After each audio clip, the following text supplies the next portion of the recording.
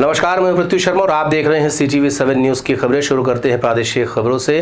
खैरागढ़ उपचुनाव को लेकर के कांग्रेस में काफ़ी आत्मविश्वास नजर आ रहा है। आज नगरीय निकाय मंत्री शिव डहरिया ने पत्रकारों से चर्चा करते हुए कहा है कि वो ये न सिर्फ खैरागढ़ को उपचुनाव जीतेंगे बल्कि आने वाला 23 और 24 का चुनाव भी कांग्रेस पूर्ण बहुमत से जीतेगी।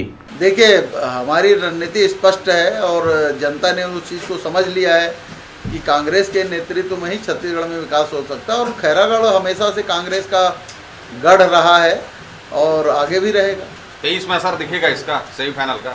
देखिए, ये तो स्पष्ट रूप से दिखेगा। 23 में भी हमारी सरकार स्पष्ट बहुमत से आएगी, 24 में भी लोकसभा में भी हमारी सरकार जीत के आएगी और कांग्रेस पार्टी बहुमत में रहेगी। मतलब 14-15 से 0 में ले आएंगे।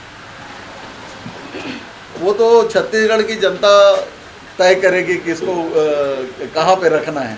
वहीं खैरागढ़ उपचुनाव के दौरान कोमल जंघेल, जो कि भारतीय जनता पार्टी के प्रत्याशी हैं, उन्हें अंदर नहीं जाने दिया गया जहां मतदान चल रहा था, जिसको लेकर के वे धरना देना शुरू कर दिया उन्होंने। और साथ ही साथ उनका ये भी कहना था कि इस तरीके से जो प्रशासन अड़ंगे लगा रहा है, इसमें गड़बड़ी होने से इनकार नहीं किया जा सकता।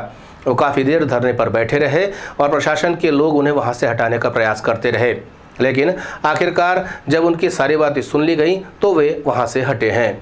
दिल्ली बुराड़ी के सबसे ज़्यादा मतों से जीतने वाले आम आदमी पार्टी के विधायक हैं संजीव झा, जिन्होंने आज राजधानी रायपुर पहुंच करके दावा किया है कि आम आदमी पार्टी के जो कार्यकर्ता हैं वो पार्टी की रीढ़ होते हैं और अब अधिक से अधिक संख्या में लोग आम आदमी पार्टी से जुड़ना चाहते हैं।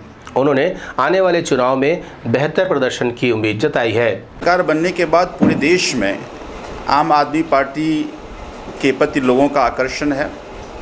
छत्तीसगढ़ में भी बड़ी संख्या में लोग आम आदमी पार्टी से जुड़ रहे हैं।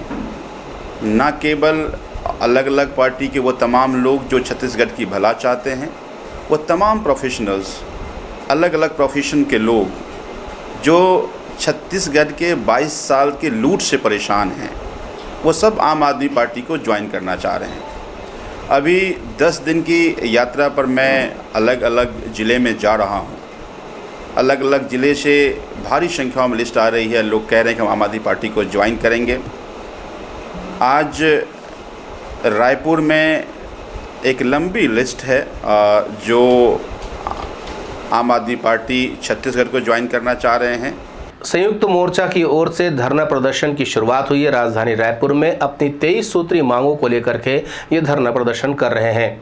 उनका कहना है कि राज्य सरकार उनकी मांगें सुन नहीं रही है।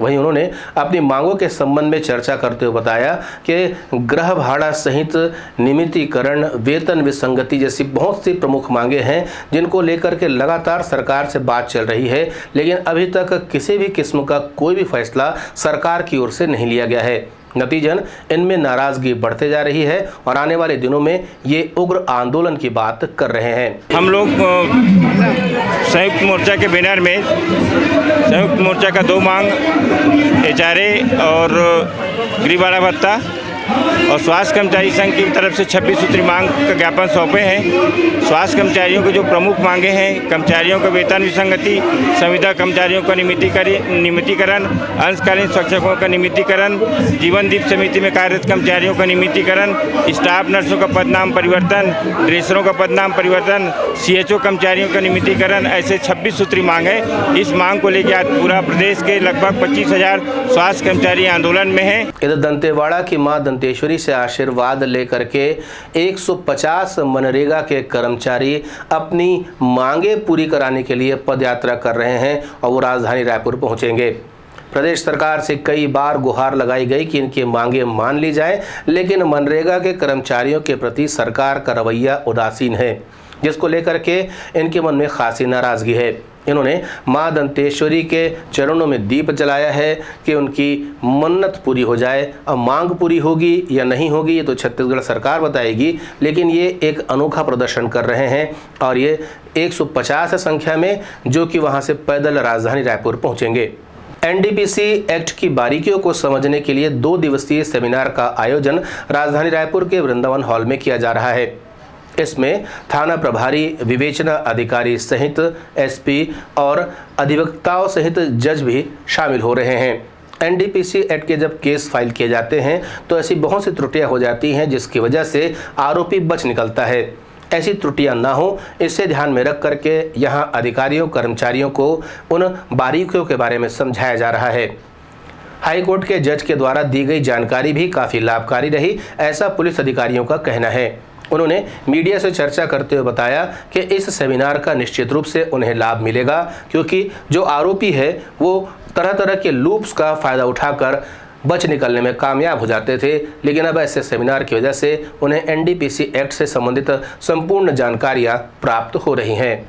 उसमें कई प्रकार के त्रुटियां और खामियां न्यायालय में ट्रायल के दौरान सामने आती हैं। उन खामियों को ख़त्म करने के लिए और उनको इस संबंध में विशेष जानकारी देने के लिए आज एक दिवसीय सेमिनार केवल एनडीपीएस एक्ट को लेकर के रखा गया है।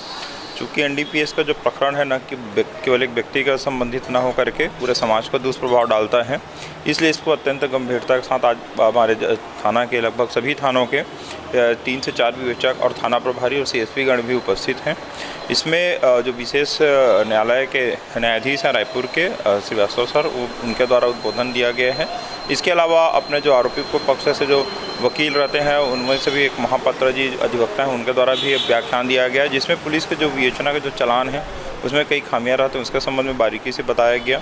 और साथ ही साथ जो उप संचालक है सेवानिवृत्त जीपी मालवी जी, जो बिलासपुर के रहने वाले हैं, उनके द्वारा विस्तार पूर्वक प्रकरण के एनडीपीएस एक्ट की जो कार्रवाइयाँ हैं और उसमें जो बरती जाने वाली विवेचना के दौरान सावधानी है उसके संबंध में आज पूरा डिटेल में जानकारी दिया जा रहा है, जिसमें सभी हम लोग उपस्थित होकर के जानकारी ले रहे हैं। और आने वाले समय में पूरे रायपुर जिले में जो भी एनडीपीएस के प्रकरण हैं उसके विवेचना में निश्चित रूप से बारीकी जो छोटी। देवनारायण और सौरभ सोलंकी से पुलिस विभाग ने हथियार बरामद किया है। ये घटना गंज थाने की है। बताया जाता है कि दोनों आरोपी चूना भट्टी के निवासी है, जिसमें से एक के पास से तलवार और दूसरे के पास से खोखरी बरामद की गई है।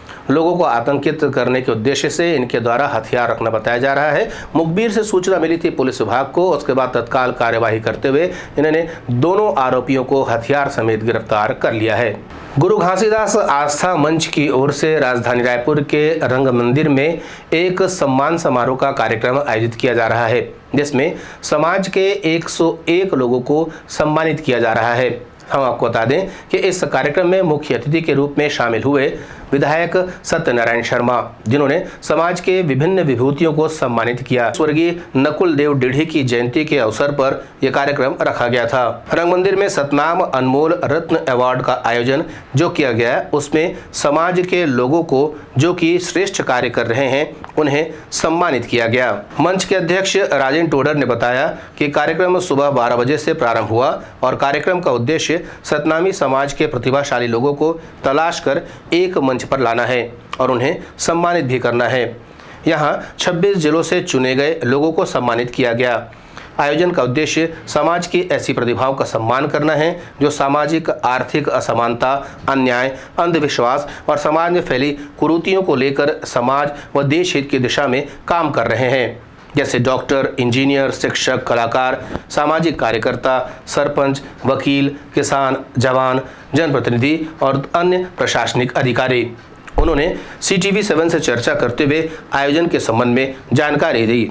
वहीं कार्यक्रम की अध्यक्षता कर रहे सत्यनारायण शर्मा ने भी CTV 7 से चर्चा करते हुए आयोजन की सराहना की।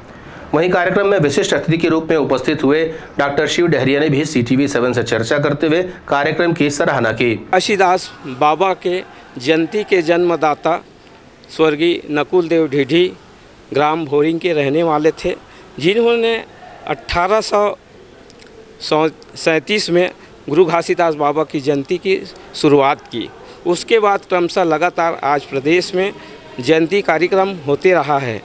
आज जो समाज सेवा का हम उदाहरण देखते हैं तो समाज सेवा के लिए उन्होंने अपना तन मन धन अर्पण कर दिए और 101 एकड़ ज़मीन उन्होंने समाज सेवा के लिए न्यौछावर किया है। आज इसीलिए हम लोग 101 लोगों को सतनाम अनमोल रत्न अवार्ड प्रदान कर रहे हैं।